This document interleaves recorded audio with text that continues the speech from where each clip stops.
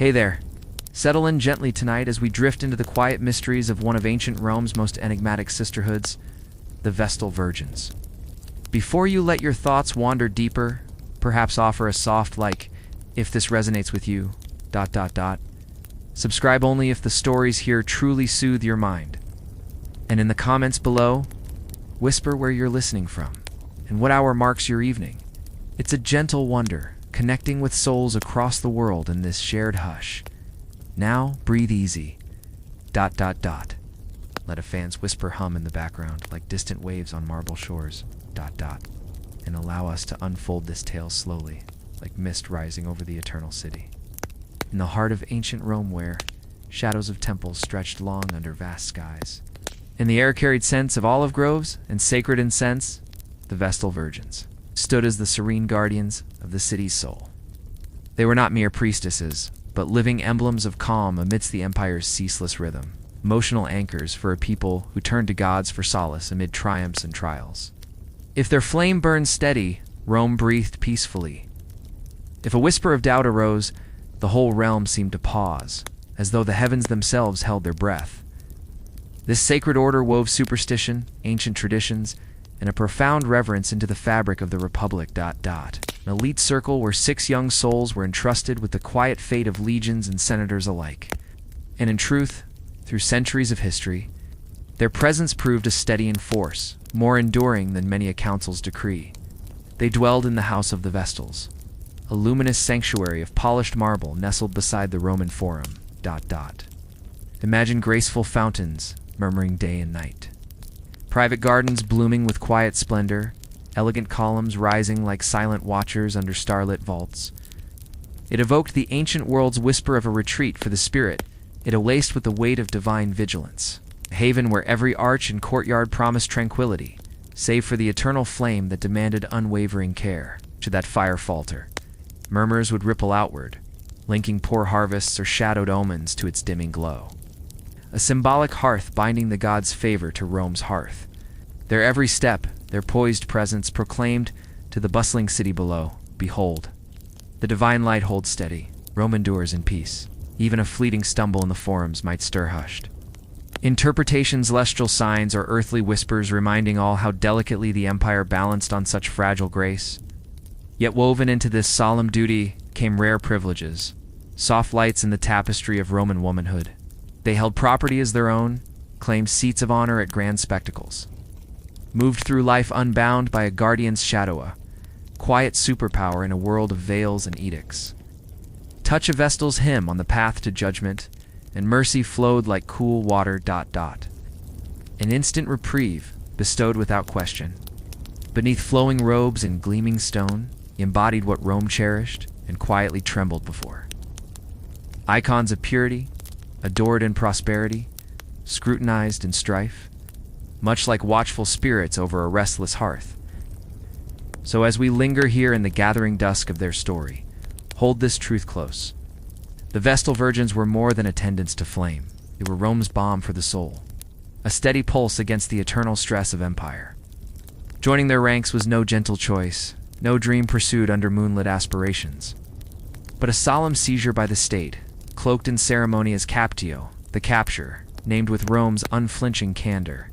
Picture a girl of 6, in a patrician home, fragrant with childhood as simple joy's wax figures in hand, when the Pontifex Maximus arrives at the threshold. Flanked by attendants, his voice calm yet irrevocable, the gods have chosen her. She belongs to the sacred flame now, criteria unfolded like ancient scrolls, noble birth. Flawless form free of any mark deemed ill-omened, a mind keen yet yielding voice soft as falling leaves. No stutter, no falter, no shadow to cloud her light. Families stood silent. No pleas, no hiding places in market stalls. The state claimed its ward, framing it as highest honor, though parents' hearts might ache beneath the pomp. The moment bloomed into ritual pageant. The Pontifex touched her gently, intoning, Te amata capio. I seize you, beloved, words tender as dawn, yet binding as chains of fate. Through the forum she processed, crowds murmuring blessings in the warm air. Out there. Relief veiled in reverence not for this child, but for fates spared their own. Within Vesta's temple, her hair symbol of vanished innocence was shorn and laid to rest in Earth's quiet embrace. A threshold crossed, her former world fading like morning fog. From then, she was no longer kin-bound, but daughter to gods and republic. Whispers of expectation settling over her like a veil of starlight. Rome named it glory. In the hush of her thoughts, other names might have lingered, unspoken in the temple's sacred silence, severed from hearth and kin. She stepped fully into isolation's embrace, no returns to family tables, no festivals with siblings, no pleas for a mother's comforting arms. Sacred servants thrived, Rome believed, when rooted solely in duty's soil. Crossing Vesta's threshold dissolved old ties swifter than dew under sun. The rite unfolded in drifts of incense, priests and flutes weaving a haze through the forum's stones. Onlookers gathered like leaves in autumn breeze, murmuring of little Julia's fortune, gratitude veiled for their own untouched homes. Inside, locks of childhood hair met burial rites. Robes of white purity draped her form, a new name etched upon her spirit like, unveiling a sacred relic, reborn in flame's glow. Escorted to the house of the Vestals, that sprawling haven of marble and bloom. Fountains sang softly, servants glided like shadows. Gardens invited contemplative steps, yet freedom halted at guarded thresholds, a mere breath from the city's pulse. Parents in time wove pride into their tales at candlelit gatherings. Our daughter serves the eternal light. Bears Rome's quiet destiny on shoulders so young, it was elevation entwined with eternity's vow. A gilded path where luxury met unyielding bounds. As marble scents enveloped her, the true vigil began, tending Vesta's sacred fire. No ordinary blaze, but the city's spiritual heartbeat. A flame linking hearths of homes to heaven's vault. Steady, it promised abundance. Extinguished, it whispered Doomfield's barren, legions faltering, omens darkening the Senate's halls. Vestals rotated in hushed shifts, tiny sentinels of serenity. Pristine, poised, ever watchful through the velvet hush of nights and dawns. In this marble cradle of duty, they learned to move as statues breathe, calm incarnate against the empire's vast whispering tides. Imagine being an 8-year-old girl, your sandals flopping around your feet, a little homesick feeling all warm and fuzzy in your heart. But guess what? You've got this huge responsibility on your tiny shoulders, keeping the mighty Roman Empire from crumbling. That's the life of the Vestal Virgins, the sacred guardians of Rome's eternal flame. While adult Roman men were fumbling with their togas, these young priestesses were stepping up to the plate with a duty that was just enormous. Every single day they were out there gathering firewood and tending to the hearth, performing ritual offerings with this calm and collected vibe. It was like a dance, graceful, precise, and full of purpose. No rushing, no complaints, and definitely no careless breaths that might puff out that sacred fire. If that flame ever flickered or went out, oh boy, the consequences were no joke. The Vestal who slipped up would face a mild whipping as a religious punishment, but Rome would go into full-on panic mode with purification rites, think sacrifices, prayers, and a whole lot of worried chatter about which gods might be offended. But here's the kicker. The blame rarely fell on the gods. It was the young Vestal who bore the brunt of it all, even if a storm or a gust of wind was to blame. These brave women kept it together for over 1,000 years, through wars, plagues, and the whims of emperors, driven by this fierce desire not to tick off a goddess known for her fiery vengeance, before they even got close to that sacred flame. Each Vestal had to go through a grueling 10-year training program like a boot camp for the soul. It was no walk in the park. It was all about mastering rituals and discipline. They learned sacred chants, nailed down purification rituals involving fire, water, smoke, and grain, and treated the sacred tools with the utmost care. They had to maintain this unreadable calm, even when senators were losing their minds over omens and comets, absorbing the weight of divine expectations without flinching. Unlike most Roman girls, Vestals were educated in reading, writing law, and ritual texts, all under the watchful eyes of senior priestesses. These women were both mentors and guardians of tradition, skilled in the art of standing still for hours beside the eternal fire, embodying strength and serenity. Once their training wrapped up, they dove headfirst into a decade of full service, where one tiny mistake could send shockwaves across Rome. their responsibilities multiplied like crazy. Feeding the eternal flame with holy firewood, preparing elaborate ritual offerings, taking part in solemn ceremonies, and guarding sacred objects and state secrets. They were like the spiritual sentinels of the city, embodying perfect purity. Not just in body, but in posture, expression, and even breath. Each gesture was a prayer, and each sigh was a silent vow. Here is something wild. If a Vestal accidentally touched a condemned prisoner on their way to execution, that prisoner was instantly pardoned. Can you believe the power these women held? They carried the unspoken weight of Rome's stability, a calm promise in a city that was often on the edge of chaos. After 20 years of dedicated service, the Vestals transitioned into their final role as teachers and mentors. They guided the new generations through the delicate dance of ritual precision, enforcing strict discipline and correcting errors with a steely gaze hardened by decades of experience. They passed down survival wisdom, how to keep a serene face during raging storms, how to handle political tension without letting a flicker of doubt show, and how to uphold the living flame of Rome's favor. Their careers were this beautiful cycle of being a student, a servant, and then a master, 30 years without romance, but filled with sacred purpose. And in return for their unwavering commitment, they enjoyed privileges that were pretty rare for women back then: independence, respect from magistrates, and a public presence that allowed them to walk the streets alone. They were like superheroes in a city bound by tradition and superstition, carving out their own space in a world that often tried to keep them in the shadows. So, the next time you think about the Vestal Virgins, remember they weren't just priestesses, they were the backbone of Rome, holding the empire together with their strength, grace, and unwavering dedication. Their story is a powerful reminder of how even the smallest among us can carry the weight of the world. Isn't that just amazing? They held seats of honor in the grand arenas, right? Front row spots at the Colosseum and Circus Maximus, where only the most esteemed men of Rome could sit. Picture this. As a Vestal Virgin settled into her place, a hush would sweep over the crowd, like the gods themselves were leaning in closer, drawn by her calm presence. Rome absolutely cherished these symbols, weaving them into the very fabric of its culture, where every gesture echoed something divine. Their influence was profound, touching lives in ways that went beyond mere ceremony. Imagine a condemned man shuffling toward execution.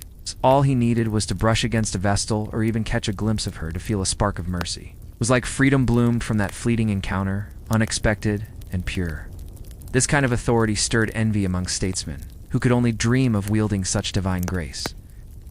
Financially, Vestals were a force to be reckoned with.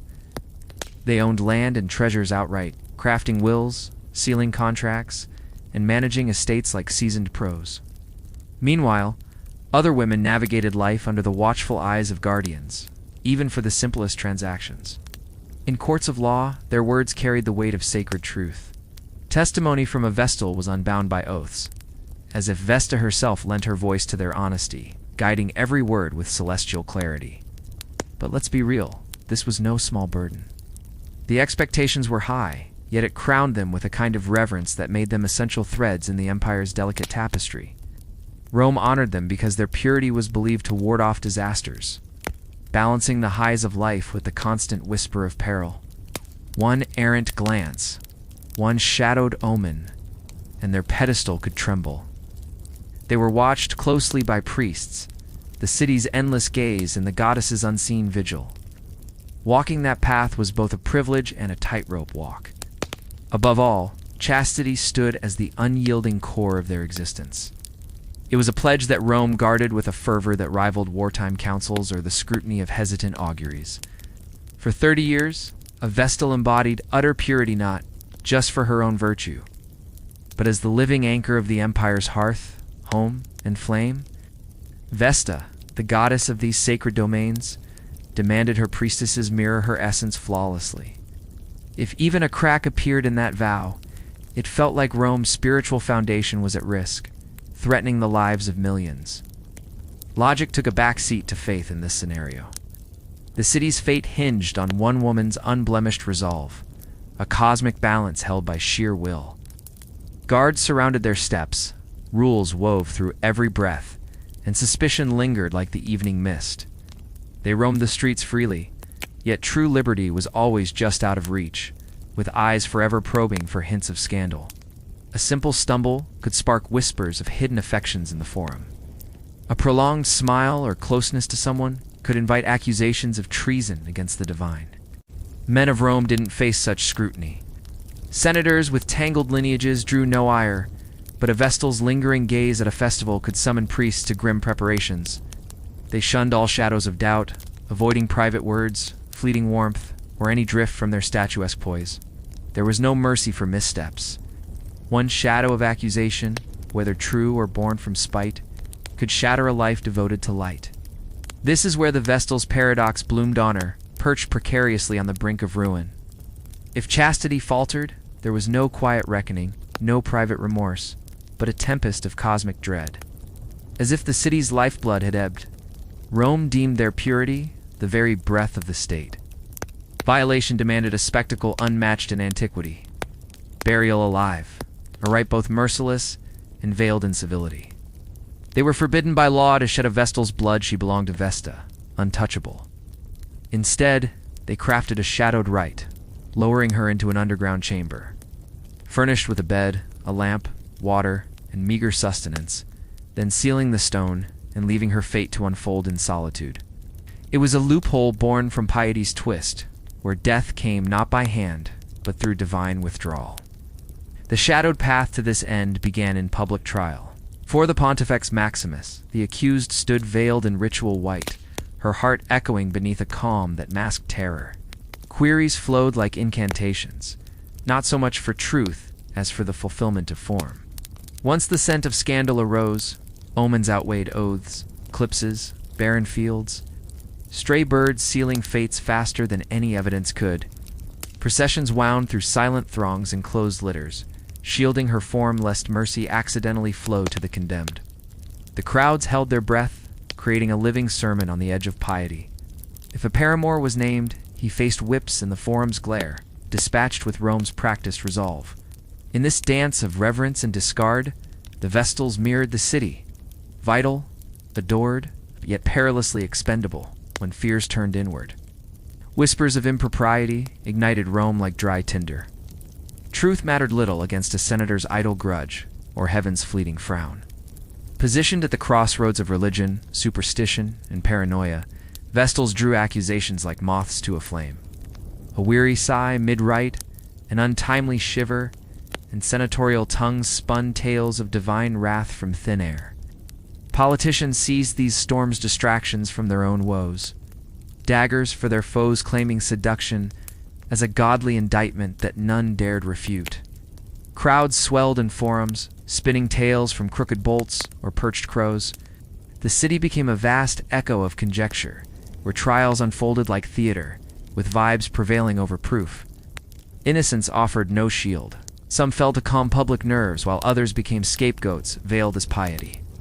Disasters too vast for chance alone demanded sacrifices, often those whose lives had burned the brightest in purity. Scandals laid bare Rome's primal dread, chaos lurking just beyond the flame. Engineering marvels, legions clad in draped might, aqueducts threading hills, all of it could crumble if the hearth's fire dimmed. When Vesta's fire guttered more often than priests confessed, the forum filled with gasps. Markets hushed, as if the gods' very pulse had stilled. In that velvet hush of crisis, Rome teetered, seeking not causes in the wind or neglect, but scapegoats in the guardians sworn to its light. It's a wild and complex world, isn't it? The lives of these Vestals were filled with such tension, balancing the sacred and the profane, the revered and the reviled.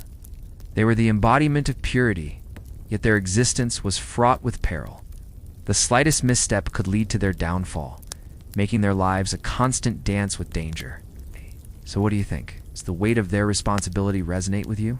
It's a fascinating look into how power and fear can intertwine, don't you think? Imagine this. The eternal flame flickers and suddenly goes out. Can you picture the chaos? Priests scatter like startled birds in a sudden storm, and senators are quick to point fingers for enemies, political rivals, or even the ominous shapes cast by clouds the night before. In Rome, everything had meaning, right? Even accidents were steeped in significance. The poor Vestal responsible for the flame often stood there, frozen in fear, fully aware that Roman society had zero tolerance for mistakes.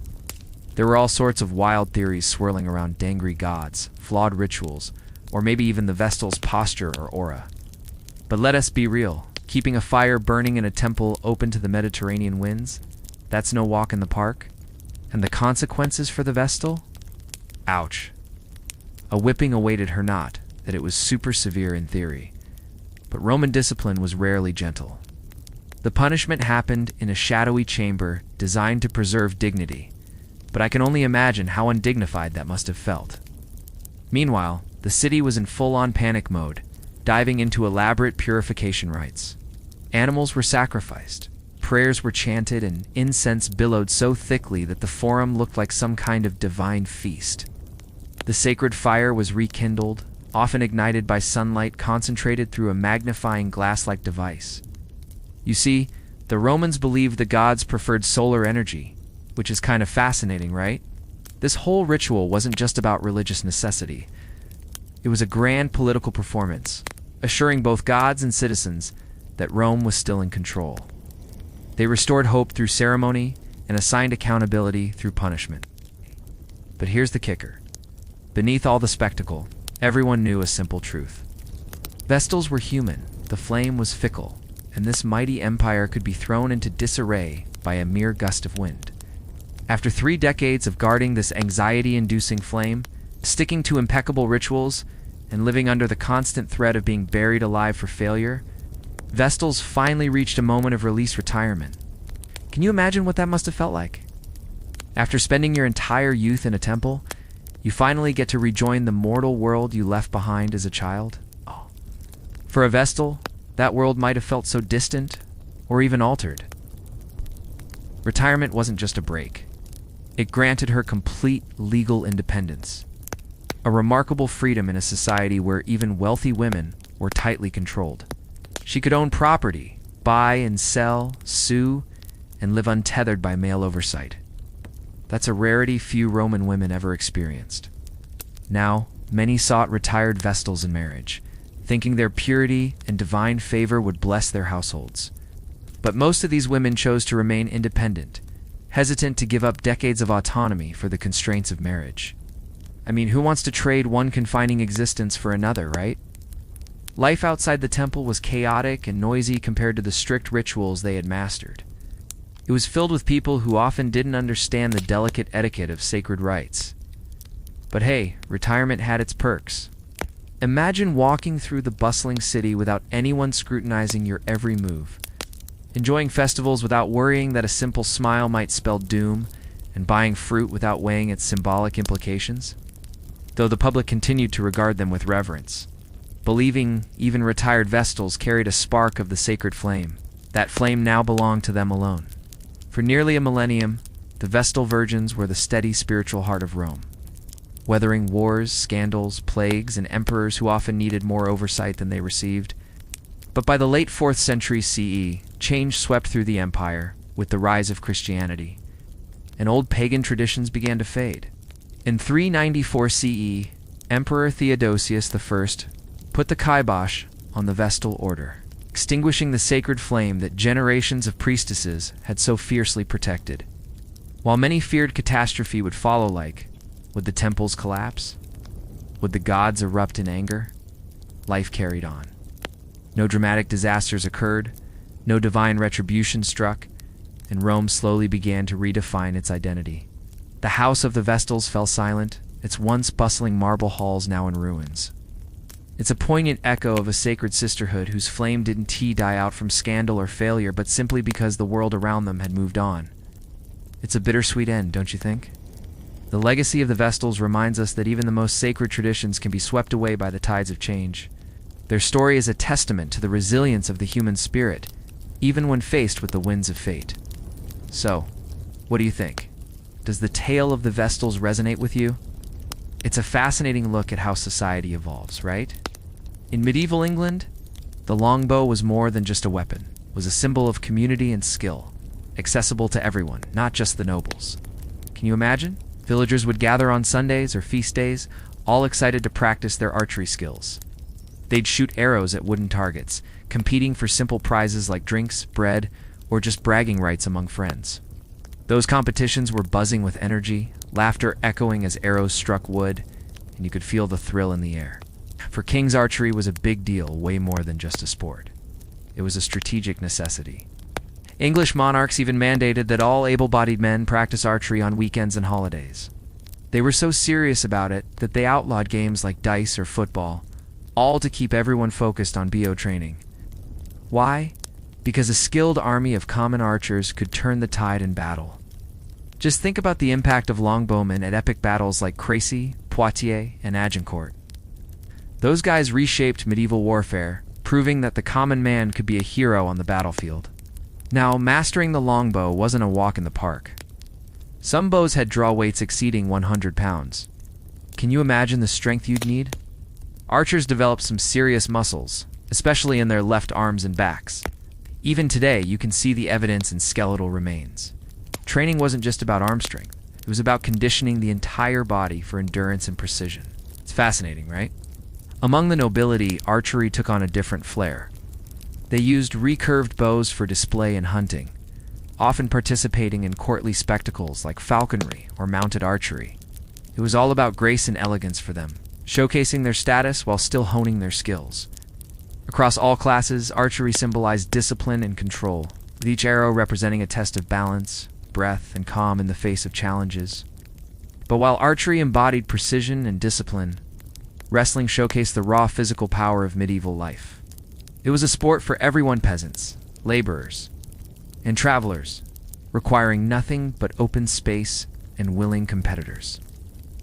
Wrestling matches often popped up during festivals, markets, or feast days, blending competition with social theater. Sure, things could get a bit unruly, but there were unwritten rules. No striking or biting allowed. Victory came through throws or submission holds, making these contests fiercely competitive yet deeply communal. It was a chance for men to show their strength and resolve outside of their grueling daily labors. For the nobility, wrestling was more structured. It's often tied closely to military training, incorporating techniques for grappling and armor. It was all about showing off skills that could be useful in battle, but for the common folk, it was a chance to let loose and have fun. Now, medieval football, that was a whole different story. It was pure chaotic delight for commoners, loud, muddy, and sometimes downright dangerous. Played on feast days, entire villages would get involved, with no fixed boundaries or player limits. The rules? Tackling and shoving were the norm, and injuries were frequent. But despite the rough play, football fostered community identity and provided a much-needed release from the stresses of daily life. Even when kings tried to suppress it because it was disruptive, the people loved it. It was their cherished expression of freedom and strength. Nobles had their own sports, which were all about grace, status, and authority. Hawking, raising, and hunting with trained birds of prey demanded patience and careful nurturing. It symbolized control and elegance, while hunting was more physical and theatrical, reserved for the landowning aristocrats. These pursuits reinforced social hierarchies with every chase, reminding everyone of their place in society. And let's not forget about tournaments. They were grand showcases where knights sought fame and fortune, and commoners got to witness the ideals of chivalry in action. Jousting, the most iconic tournament event, involved mounted knights charging at each other with lances. It was the peak of medieval martial culture and pageantry, the thrilling spectacle that captured the imagination of all who watched. So whether it was the precision of archery, the raw power of wrestling, the chaos of football, or the elegance of noble sports, medieval England was a vibrant tapestry of competition and community. Each sport told its own story, reflecting the values and lives of the people who played them. Isn't that just amazing? When a joust struck true, the clash echoed like distant thunder rolling across ancient fields. You could almost feel the excitement in the air. Lances splintered, scattering like autumn leaves, while horses reared up, their hooves pounding the ground, sending a wave of energy through the crowd. Can you imagine that rush? It was all about the thrill of the fight, but with a set of rules that kept things in check. Each charge required a knight's deepest courage. One slip could mean a broken bone or a tarnished legacy. Beyond the initial clash of lances, tournaments were a spectacle all their own. Picture this: grand melees swirling with action as teams clashed, testing their brotherhood in arms. It was sword against sword, shield shattering against shield, all while dust rose to veil the sun. Sure, blunted blades spared some from serious injury, but even so, wounds bloomed all the same. These frays mirrored the wild heart of war, sharpening reflexes and cunning under the vast sky. When a knight triumphed, it felt like a shower of gifts raining down, claiming a foe's steed. Harness, or even a ransom, could lift a family from dusk to dawn's favor. And let's not forget the sweet thrill of catching the eye of noble ladies. They would pin silks, flowers, or ribbons to the knight's helm stokens, fluttering like prayers through the chaos of battle. The common folk were just as swept up in the splendor, their voices rising in wild cheers, trading wagers beneath colorful banners, weaving tales long into the nights by the hearth. For that golden afternoon, the divides between peasants and nobles seemed to soften. Everyone was there, united in the spectacle where athletic fire met the quiet flame of honor. Tournaments wove together strength, grace, and ritual into the grand tapestry of medieval life. But not all contests thundered with the clash of flesh and steel. Some unfolded in hushed chambers, across worn boards where thoughts circled like owls in twilight. Chess, which traveled from eastern sands to Europe's courts, became the noble's silent duel. Can you picture it? Pawns marching like foot soldiers, knights leaping through fate, and queens gliding with the power of a realm. Mastering chess revealed the beauty of patience and foresight, virtues that charmed the halls as surely as a lance or a spurred horse. Rivals weighed their souls over ebony kings. Alliances kindled in lingering plays, and the veil of diplomacy was drawn soft and subtle.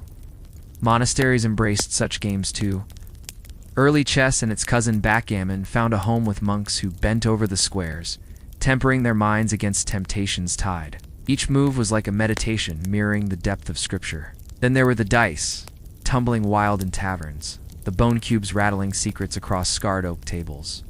Picture peasants, traders, and wanderers, all staking their coppers on fortune's whim. Laughter bubbling up like the sharp bite of ale. The atmosphere could shift in a heartbeat, friends could turn into foes in an instant, with brawls flickering like sparks from a hearth. Clerics frowned upon these raucous gatherings, seeing them as snares pulling people away from labor. Backgammon, often whispered about his tables, balanced fate with craft. Soldiers paused mid-march, merchants lingered by the roadside, and lords in their halls all chased the rhythmic dance of the game. Across cloisterstone or smoke-veiled inns, these quiet wars bridged divides, allowing minds to meet where bodies might not. While the elders sparred and schemed, the medieval youth were busy shaping dreams from the earth's quiet gifts. Childhood was fleeting, like a summer's breath, with labor calling early at 7 summers' turn. Yet play carved sacred hollows in their lives, kindling grace, daring, and bonds, before the weight of toil settled in. Wealthy children had their wonders wooden toys shaped into tiny shields, steeds, and dolls wrapped in cloth. Noble sons swung padded blades at log pile forts, heirs to the chivalric song. Daughters mirrored the courts in their doll pageants, learning gestures as soft as silk. Meanwhile, village children wove their toys from wild hearts. Rags became balls, reeds transformed into poppets, and boughs were crafted into bows. They raced along meadow paths, scaled trees like ancient spires, and tossed stones across still ponds. Blind man's chase stirred giggles through the mist, with the blindfolded seeker grasping at echoes, their shrieks blooming free. Mock wrestles dusted young limbs, and blunt shafts sought straw marks. Girls joined in tag's whirl, hoops rolling sunward, circles singing Laura's thread. In the rural dawn, gender lines blurred. Kids were free until duty called and parted their ways. Riddles twisted with the dice's hum taught them the dance of numbers, while minstrel songs were reborn in barn shadow plays. Even chores turned into games fetching water in rival sprints, herding geese as if they were phantom legions, and tracing dust mandalas with brooms. In the midst of hardship, young imaginations thrived, forging resilience in kinships, the quiet steel needed for the grown world's hush. Medieval merriment didn't just happen in isolation. It flowed with the rhythm of festivals. Feast days and harvest celebrations transformed hamlets, burgs, and castle greens into vibrant realms where toil yielded to joy's slow unfurl. Classes melted away like frost at solstice, and rivalries sparked gentle fires amid laughter's river. Tied to the earth's wheel and heaven's chant, post-street barns brimming. Saints' days dawning villages spilled into fields, where football's muddy rush and wrestling rings were surrounded by cheering voices. Bows sang true for bread or badges, and winners wore ribbons like crowns, their names etched in winter tales. Lords poured out their generosity, cloaks, cups, beasts, to bind the thread of fealty. Their own displays, whether in a hunt or a tournament, affirmed their steel-clad rights. Sacred tides blended right with revelry, tugging at heartstrings in a quiet war for goodness.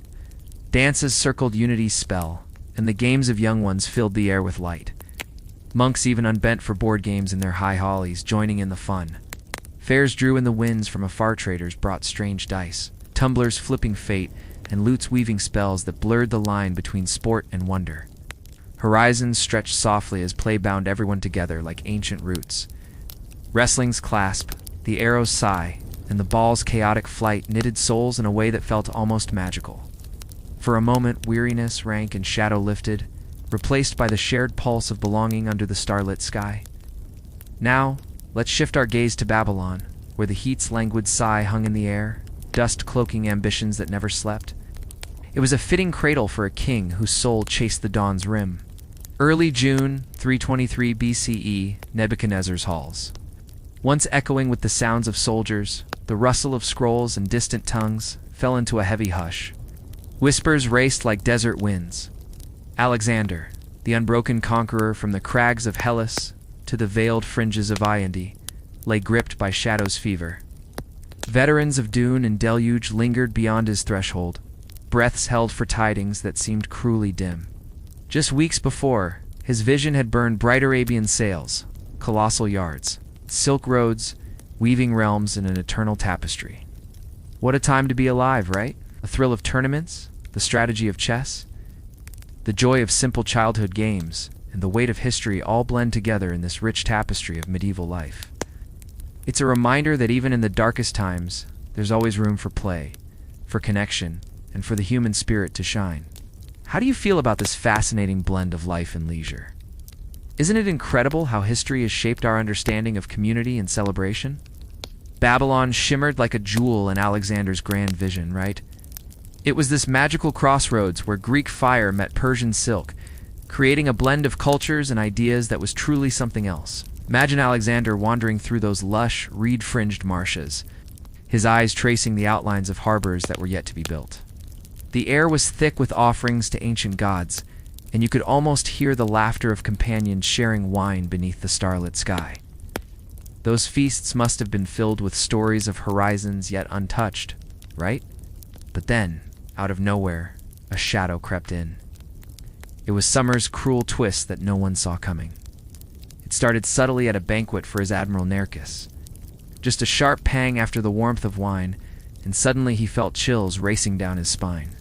At first, everyone thought it was just fatigue from all the planning and battles.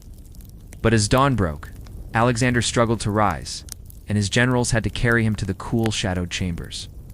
They held on to their faith, believing that their king would bounce back, as he always did, touched by the grace of the immortals.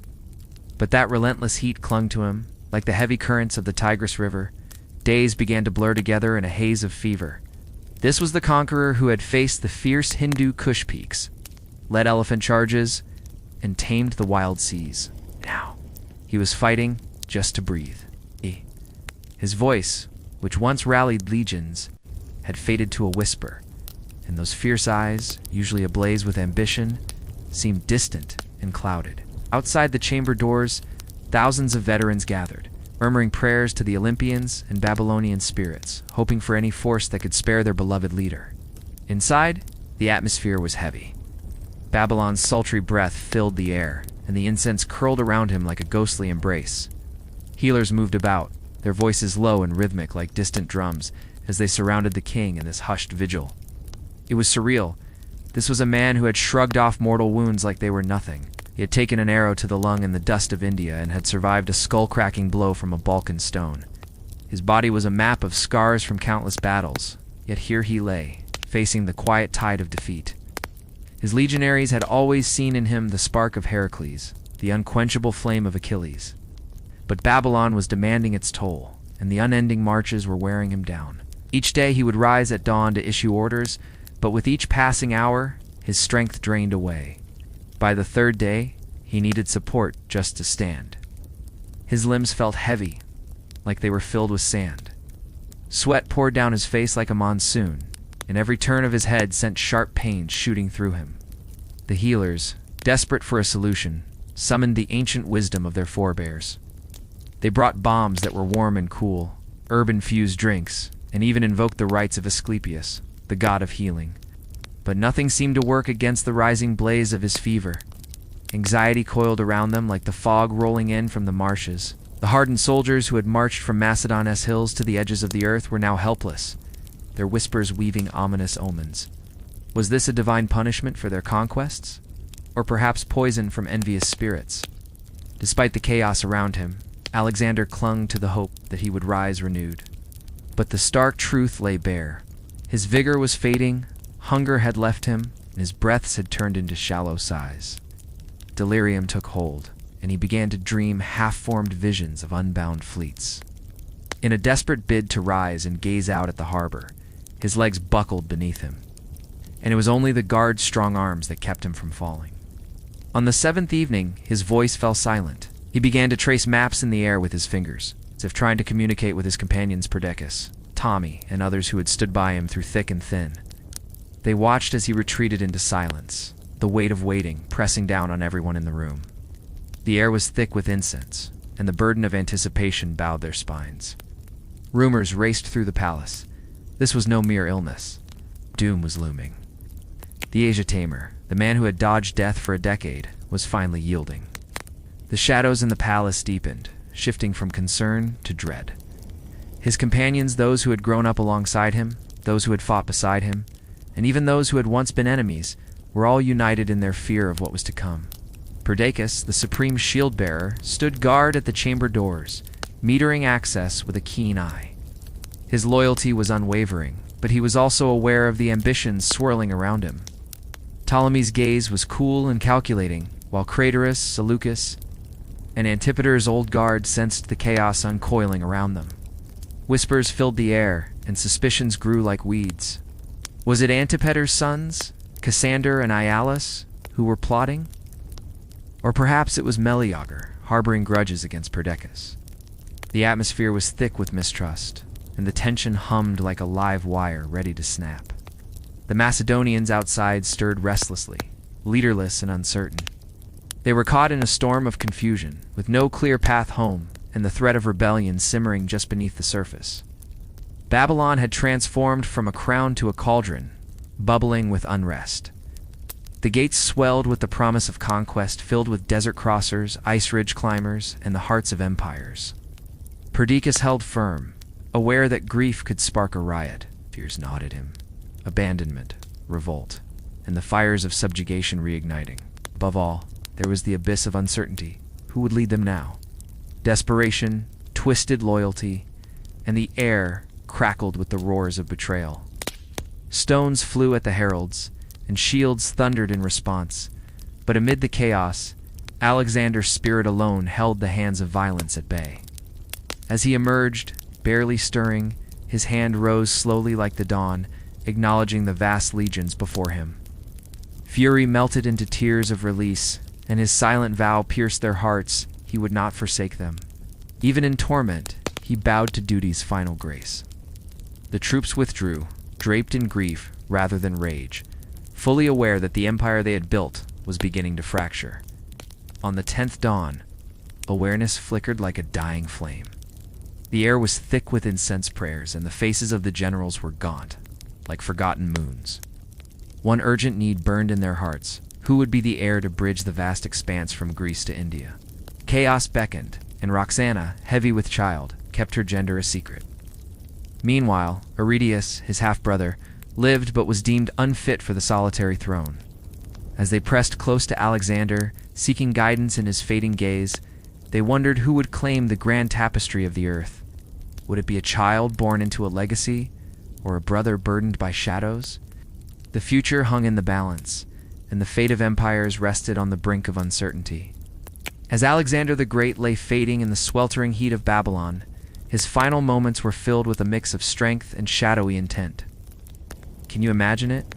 Here he was, the conqueror of the known world, drifting between breaths, grappling with a monumental question that loomed over his vast empire. Who should inherit all he had built? With his voice barely a whisper, some say he uttered, "The strongest." Those words, though faint, carried a fierce weight, suggesting that power, not bloodline, would determine his legacy. It's pretty intense, right?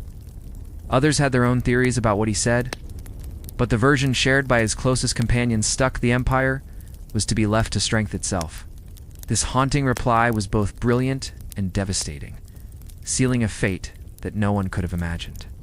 His generals, ambitious and fierce, were bound to clash for control of everything he had conquered. Even in his weakened state, Alexander was still a king at heart, spoke of wanting to be buried at the sanctuary of Ammon and Siwa, where priests had declared him a son of Zeus. This link to divine stature gave his death an almost mythic quality, didn't it? As his breath slowed and his eyes dimmed, Alexander slipped silently into history at the tender age of 32, leaving behind a world forever changed and a legacy that no one could unify. His passing cast a heavy stillness over Babylon. No grand trumpets blared, no royal decrees were issued, just that suffocating silence that comes when a great heart stops beating. Outside, thousands of soldiers demanded answers, while inside, the empire's most formidable men turned toward each other. Their unvoiced questions thick in the air. What happens now? Alexander's rule had woven together a vast mosaic of lands through sheer force of will, without any bureaucratic structure to hold them up. His generals, brilliant on the battlefield but untested in governance, were now faced with an impossible task. Two main factions quickly emerged. On one side, Perdiccas and his allies supported the unborn son of Roxana as the rightful heir, planning to govern as regents. On the other, some rallied around the mentally unfit half-brother, Arrhodius, who was seen as a more pliable figurehead. Can you feel the tension? Debates quickly escalated into shouting matches, threats, and bitter intrigue even before Alexander's body had cooled. Babylon was buzzing with plotting, with some suggesting partitioning the empire a treasonous act against the dream that Alexander had bled for. Meanwhile, soldiers simmered with unrest, fearing betrayal and chaos. Trust evaporated as old comrades turned into wary rivals. Babylon's partition carved up territory among the generals. Ptolemy claimed Egypt, Seleucus took Asia Minor, and Lysimachus received Thrace. Each of them ruled with hidden ambitions masked by courteous smiles. Ptolemy's bold seizure of Alexander's body while en route to Macedon was a crushing blow to Perdiccas' authority, who would soon meet his end in failed campaigns. These wars among the successors, fueled by deep grudges and fierce loyalty to their own visions of Alexander's legacy, would fracture the empire for decades to come. Alexander's corpse became a powerful symbol, the ultimate prize in a fierce contest for legitimacy. The kingship may have died with him, but his legend only grew, haunting history like a relentless storm. His death, shrouded in fever and whispered suspicions, wasn't just an end. It was the spark that ignited a tumultuous dawn following the greatest empire the ancient world had ever seen. The world might never fully agree on his final words, but there's no denying their devastating impact. His empire, built on conquest and charisma, unraveled as men fought over what his vision had created, forever marking history with their battles for the man who once conquered the known world.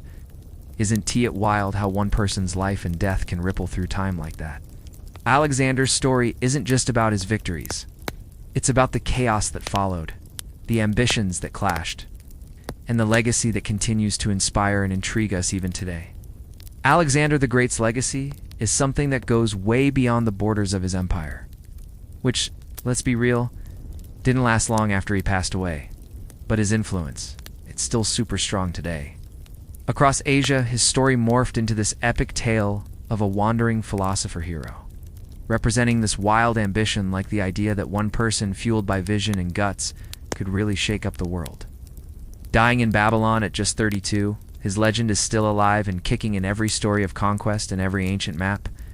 inspiring countless folks to dream big and push past what seems possible. A big part of his legacy is what we call Hellenization. It's a fancy term, but it's all about how Greek language, art, architecture, and customs spread from Europe to Asia and Africa, mixing and mingling with local traditions. Take Alexandria in Egypt, for instance, one of the cities he founded. It turned into this amazing hub of learning, trade, and cultural mashup, shaping philosophy, science, and governance for ages. His campaigns didn't just conquer. They bridged East and West, blending Greek rationalism with Eastern wisdom, laying the groundwork for the rise of the Roman Empire and beyond. But it's not just about geography. Alexander's life was like a masterclass in leadership, military strategy, and relentless ambition. People across different cultures and times recognized him as a model of the heroic ideal. With all his human flaws and extraordinary drive, his story got adapted in so many traditions: Greek, Persian, Islamic, and later European. Even those who followed in his footsteps used his name to legitimize their own rule, showing just how powerful his impact was. In the end, Alexander's greatest legacy isn't just about the land he conquered, it's about the example he set. He showed us that relentless ambition, paired with vision and courage, can really change the course of history. His empire may have crumbled, but the ideals and cultural shifts he sparked still resonate today, reflecting our endless desire to explore, conquer, and create something new. Isn't that inspiring? In ancient Greece, herbal medicine was like a vibrant tapestry woven with both practical knowledge and spiritual insights. Can you imagine? Apprentices and physicians would dive deep into the world of plants, learning to identify them at every stage of growth and in all sorts of seasonal conditions. From the stunning purple blooms of mountain gentian to the bitter roots of hellebore, they had a poetic way of memorizing these plants' complex healing properties long before medical texts became the norm.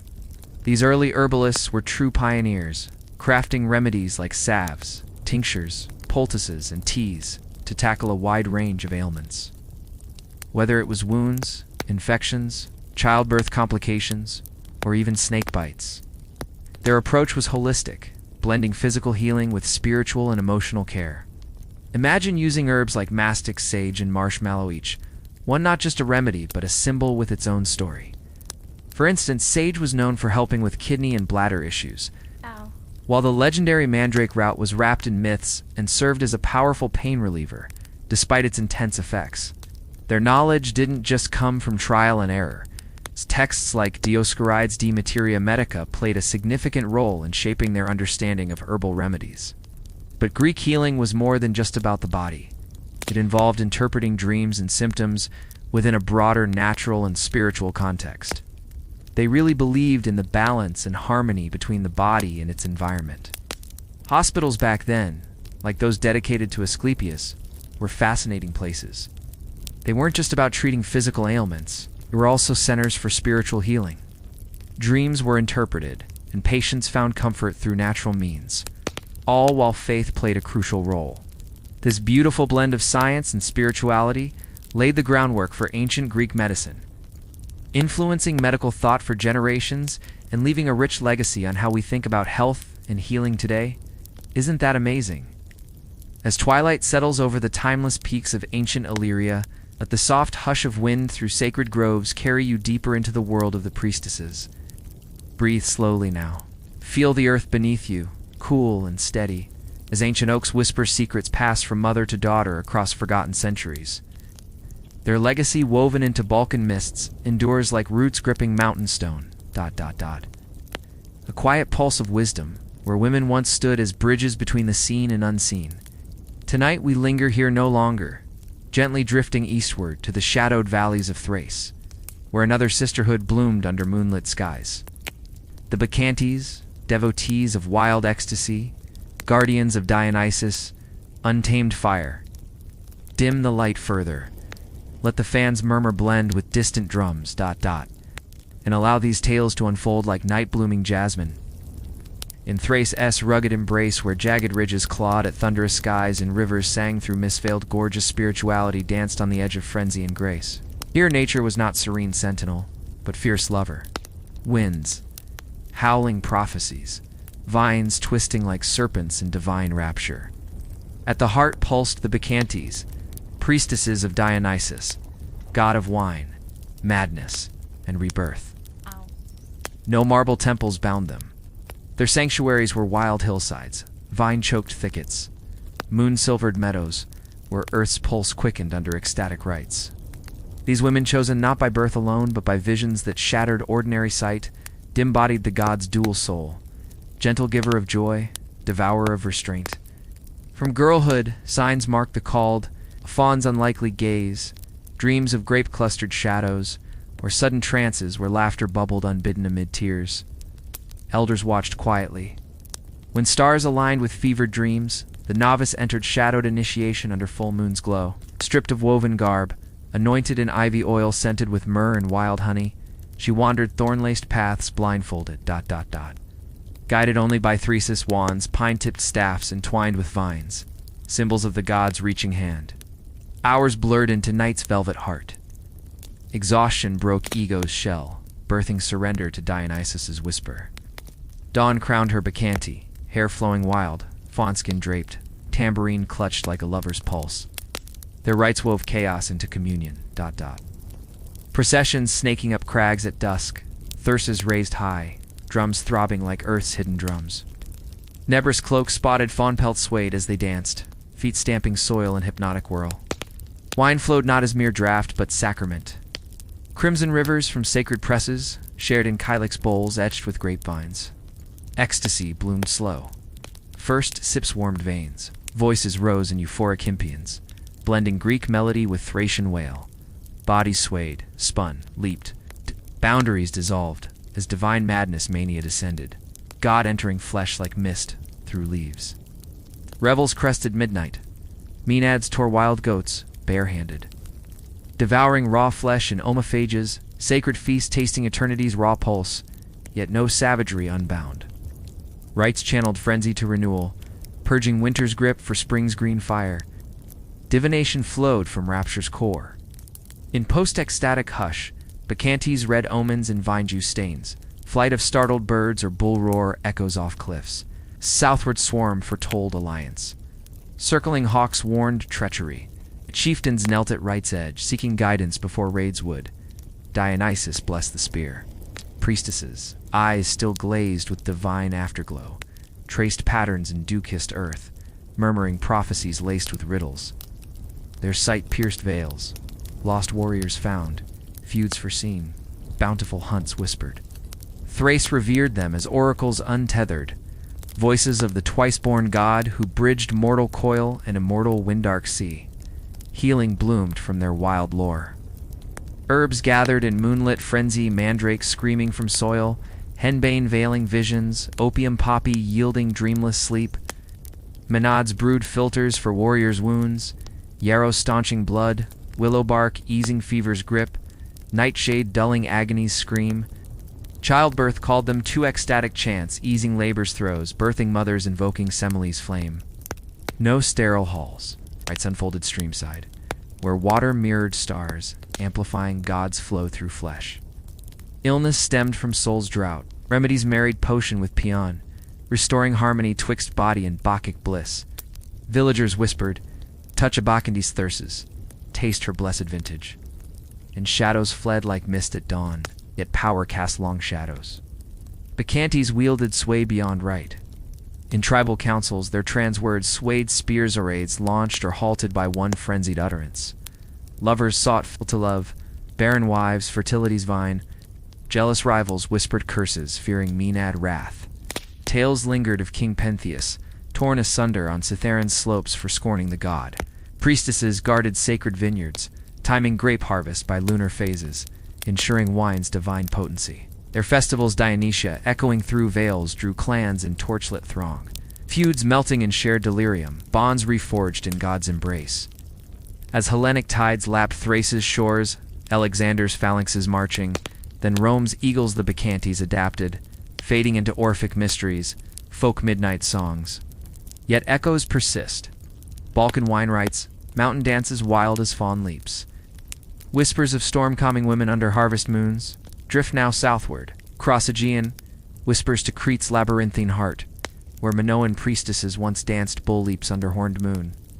Breathe deeper, Let fans sigh, mimic sea on cliff, as ancient Crete unfolds, golden and serpentine. Crete's sun-baked isle breathed Minoan mystery. Palaces of Knossos sprawling like coral reefs under frescoed skies, where priestesses held sway in labyrinths of painted grace. Long before Mycenaean bronze, these women bare-breasted in saffron skirts, crowned with poppies, commanded sacred dualities, Earth Mother potent, snake-coiled thonic queens, spirituality pulsed in peak sanctuaries, cave wombs like Aletheia at Amnisos, where birth and death danced eternal, no distant gods. Divinity dwelt in bull roars, dove wings, faience idols, grasping serpent symbols of rebirth's fertile grip. Selection whispered from infancy, Girls with cicaved eyes or dream-woven knights drawn to peak shrines, offering barley cakes to mountain mothers. Training spanned moons. Libation-pouring grace, saffron-robed processions. Toridora leaps over horns athletic devotion, testing body-spirit bond. Instruments sang. Double pipes aloes, keening windlands, lyres plucking star threads, frame drums echoing womb pulse. Rites crested solstice. Bull sacrifice amid horns of consecration. Blood-sprinkled altars, birthing renewal. Priestesses read entrails, curls, libation spatters on earth's favorable rains. Fecund fields. Prophecies shaped harvests, voyages, queens' councils. Healing wove through poppy veils. Opium-laced kikion for pain's dissolution. Dictamnous herbs staunching wounds as Virgil later sang for Venus' son. Beeswax salves, soothing right scars. Midwifery crowned them. Ilethia invoked 4 labor's grip. Labyrinth dances easing passage. Illness mirrored Earth's cycle's fever as bull rage. Barrenness as drought shame. Remedies blended. Herbal draughts poured with chant. Clay idols cradling afflicted brows. Palaces hid lustral basins where immersion cleansed spirit flesh, emerging reborn under griffin gaze. Minoan women, empowered in fresco throng, saw priestesses as societal spine trade, overseers, archive keepers in linear A whispers. Earthquakes toppled Knossos, sea peoples ravaged. Yet Minoan echoes lingered in Greek Demeter cults, begoddess Artemis. Sail now further. To Anatolia's verdant flanks, where Hittite sun priestesses tended Erina's golden disk. Night deepens, Stars wheels slow, Crete fades into dream as high plateaus call, temples rising terrace to heaven's blaze. Anatolia's sun-scorched highlands cradled Hittite sanctity, Hattusa's citadels guarding sun goddess Irena, whose priestesses veiled in linen. Crowned with solar disk-channeled light's fierce nurture, spirituality fused Mesopotamian depth with steppe-wild heart. Storm god Tarhana, thundering beside Sun Mother's warmth. Priestesses, drawn from noble veins or oracle-marked humbles. Trained in script houses, mastering cuneiform hymns, bull-leaping echoes from Minoan kin. Rites unfolded ziggurat slope, libations of beer, maza bread to solar disk, ecstatic flutes summoning dawn. Divination pierced sheep livers bronze, sheen, favorable for kings' campaigns. Empire's grain swell, lean flowed from Telepinu myths. Rituals purging famine gods, herbs like tamarisk purging plague. Priestesses brewed tulip bulb draughts for fever. Cedar salves for spear gouges, incantations weaving net to trap demons. Childbirth under Erinus gaze, solar amulets warding evil eye, chants bidding light, pierce birth, dark. Political sinew too they advised Toantana's kings, interpreting eclipse omens, ratifying treaties with solar oaths. Festivals crested equinox, torch rivers, ascending slopes, human chains mimicking sun paths. Collapse came sea peoples, drought but sun priestess lore seeped into Phrygian Cybele, Rome's magna mater. Winds shift westward now. Gauls misted forests await.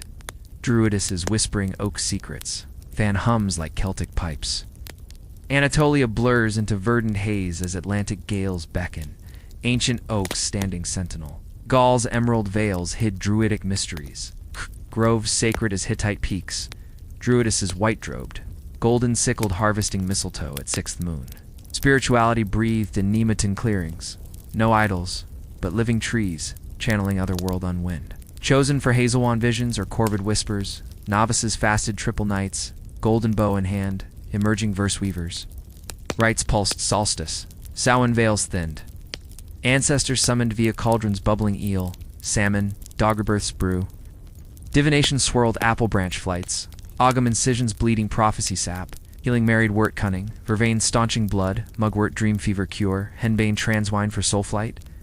Warriors sought woad, blue protection, spirals painted pre-battle. Mother's Rowan charms, for cradle bless. Mid Roman eagle's shadow, Druidess's adapted Vesuvius, ash-veiled sacred wells, yet echoes linger. Celtic saints, herbal lores, fairy ring warnings. Drift north, Scandinavia's feared shadows call. Seer Volvas chanting fates under northern lights. Norway's ice-fringed fjords cradled seer magic, ... Volvas, staff-wielding seeresses in blue cloaks, riding high seats to spy 9 worlds. Spirituality seethed in Yggdrasil's weave, Odin's sacrificed eye for rune sight. Freya taught seers transweb, marked by birth visions or wolf howls. Apprentices learned Galdra chants, spindle fates, herbal fumes inducing high fly. Rites winter nights. BLT sacrifices steaming blood to Freyr's boar. Seer staff hammered earth trance, prophesying sogaturns. Divination carved rune sticks, tossed Ulog Imberzansus for eloquence, Perthrow peril, healing brood in Trollstetra huts. Angelica warding elf shot, Burdock purging troll malign, fly agaric veils for soul journey. Berserkers sought henbane rage. Childbirth seining with silverthorn, Viking age waned, Christian cross dimmed staves. Volva echoes haunt, trolls under bridges, Nisor hearthguards. Winds circle globe now, Nile's papyrus bends, Egyptian priestesses of Isis beckon. A moon climbs higher, Ford's echo chants fading into desert hush. Shh. Egypt's eternal Nile, cradled Isis sistrum ... Priestesses in linen pleats, blue lotus crowns, veiling temples like Dendora. Spirituality looped death rebirth. Osiris dismembered, Isis recomposed via not magic. Novices purified Nile baths, learning hieroglyph incantations, embalming rites. Mysteries, Eleusenia Nico, death plunge, Isis veil, lifted in revelation. Divination, dream incubits, sleep serepium palates, gods whispering scarapaths. Healing poured lotus elixirs for fever, honey thoth salves for crocodile bites, amulet tiets warding Secum flame. Cleopatra's Isis robes echoed ancient sway. Legacy sands endure. Coptic saints' herbals, Isis cults Romans spread. Horizons broaden. Mesoamerica's pyramid steps await, jaguar priestesses under feathered serpents. Nile recedes. Pyramid shadows loom as sleep deepens, equatorial night enfolding. Teotihuacan's avenue of dead pulsed Aztec gloat, channeling Kotlacu's school earth. Spirituality blood-fed, hearts to Huitzilopochtli atop Templo Mayor. Trained in Kamacac gloom, they read Maz spirals, eagle flight war signs. Rites solstice, pulque ferment frenzy, flayed skins honoring Zyptotec renewal. Healing Copeba resin wounds, peyote visions, soul plague, copal smoke cleansing, Sitsamim stars. Spanish flame devoured comms. Echoes in day of dead altars. Curandera whispers. Earth circles complete. From Illyrian groves to pyramid peaks, priestess flames flicker undimmed. Breathe their ancient rhythms. Let winds hush, fires crackle, lull you into velvet rest. Good night. Dreams await under eternal stars. In the quiet embrace of ancient Greece's twilight, mystery cults stirred like whispered secrets beneath star-streaked skies.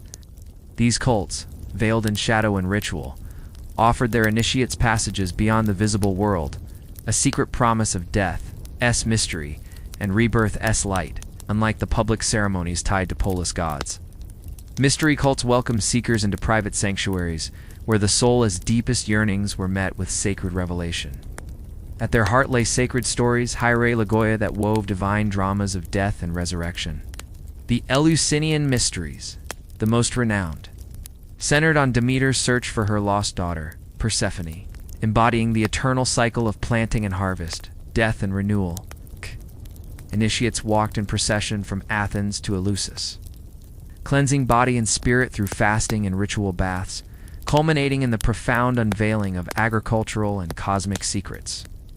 They drank from the Kykeon, a sacred potion, entering liminal spaces that bridged mortal fear and divine assurance.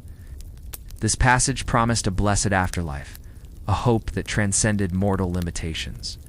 The Dionysian mysteries offered a contrasting path and bridled release from societal chains through wild dance, wine's sweet intoxication, and divine madness.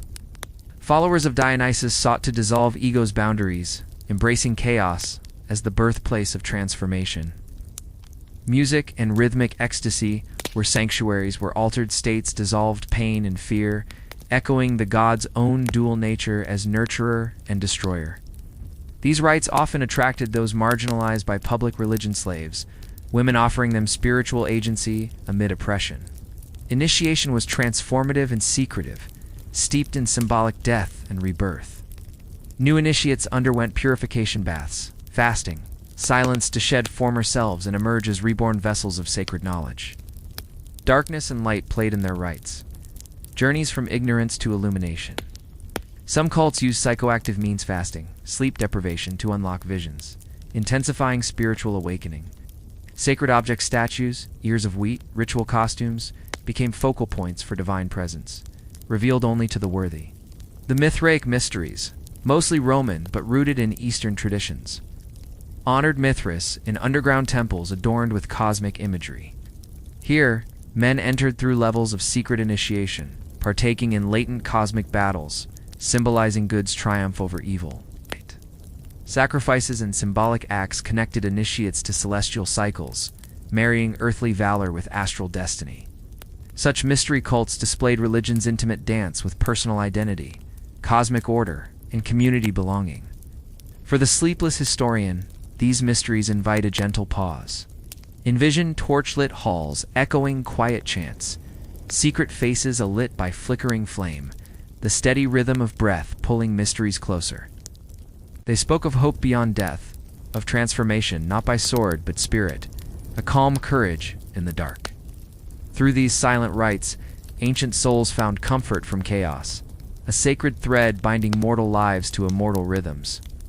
Let this gentle mystery cradle your mind as stars wheel overhead and night unfolds all in quiet peace. In the stillness of ancient Greece, mystery cults unfolded like whispered secrets from a hidden world. Sacred circles where ordinary breathers journeyed beyond the veil, seeking a private communion with gods whose stories spoke of death, rebirth, and eternal hope. These cults transcended the public pageantry of Olympian worship, offering an intimate path to transformation, where initiation was less about spectacle and more about the soul's profound reawakening. Among these hidden orders, the Eleusinian mysteries stood foremost. Rooted in the myth of Demeter and Persephone, they echoed with cycles of the earth loss, search, reunion mirroring, sowing and harvest, the turning of seasons, and life's own rhythms of decay and renewal. Initiates embarked on solemn processions from Athens to Eleusis, purified in body and spirit through fasting and ritual ablutions. The sacred Kykeon, a mystical potion, dissolved worldly limits, ushering the seeker into liminal realms where the mysteries of the underworld's queen were unveiled. Here was promise not just of life past death, but of gentle peace amid mortal trials, a comforting shadow cast long across countless souls. In contrast, the Dionysian mysteries embrace the ecstatic pulse of chaos and liberation. Within their gatherings, followers abandoned societal bonds, surrendering to wild music, dance, and wine's dizzying embrace. They sought to dissolve ego, to meet Dionysus not as fearsome stranger but as inner freedom, the god who shattered boundaries and seeded madness as a path to divine truth. These rites, often shrouded in night and intoxicants, gave voice and solace to those sidelined by public religion slaves, women, the restless. Their revelry was fierce yet sacred, a paradox of ruin and renewal woven in cries and song that reached beyond the mortal coil. The Mithraic mysteries, more veiled and martial, flourished chiefly in Rome yet bore Persian echoes. Initiates met in Mithraea dark, underground temples, sending secret ranks through trials of allegiance and cosmic courage. Central was the Tauroctony, Mithras, slaying of the bull. A violent cosmic drama embodying the eternal struggle of light over darkness. This male-exclusive cult wove astral symbolism, binding earthly valor to celestial order, offering devotees not just meaning but a place within cosmic destiny.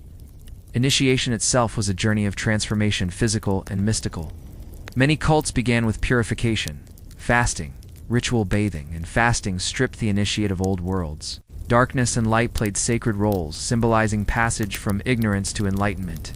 Symbolic death and rebirth were enacted through sacred texts, dramatic enactments, or the reception of hidden objects, tokens of divine presence, disclosed only to the initiated. Some rituals employed psychoactive elements or prolonged vigil to deepen spiritual experience, harnessing altered states as gateways to knowledge and renewal. Ceremonial elements threaded these mysteries, sacred meals, the sharing of kaikian or wine, dance and music weaving altered consciousness. Secret passwords and gestures bound initiates into communities that transcended ordinary social ties. The mysteries offered hope beyond death, a blessed afterlife, escape from the cycle of rebirth or union with divine forces. Though their inner workings remain cloaked in silence, still debated and speculated upon, mystery cults reveal a facet of ancient spirituality that valued personal transformation and the sacred hidden within the soul. For those awake and listening tonight, this world of shadow and flame invites a gentle passage, sanctuary where ancient seekers ventured beyond fear, touched eternity, and found sacred peace in the night's embrace. Let these whispered rites rest lightly in your thoughts, a lullaby woven from flame and shadow, drawing your mind toward tranquil horizons where mysteries dwell and dreams take flight.